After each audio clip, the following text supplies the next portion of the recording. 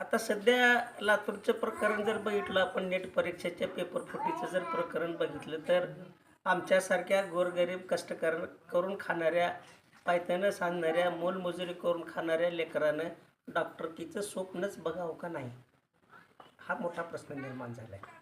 कारण कितीही कष्टानं मोलमजुरी करून जर लेकराला शिकून तिथपर्यंत पोहोचवलं, तिथपर्यंत त्यांनी शिक्षण घेतलं तर पुढचं शिक्षण परिपूर्ण होईल का नाही आणि परिपूर्ण होईल का नाही याविषयी आज प्रत्येक माणसाच्या मनामध्ये संशय निर्माण झाला आहे.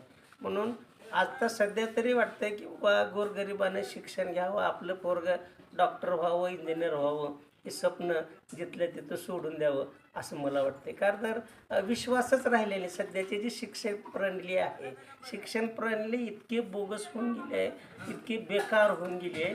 आता आज नामांकित ज्यांचे मोठे मोठे क्लासेस होते ती लोक एवढ्या खालच्या तराला जातील असं कधीच वाटलं नव्हतं. म्हणून हा प्रश्न निर्माण झाला. बघा विचार कसं करावं तेच कळलं.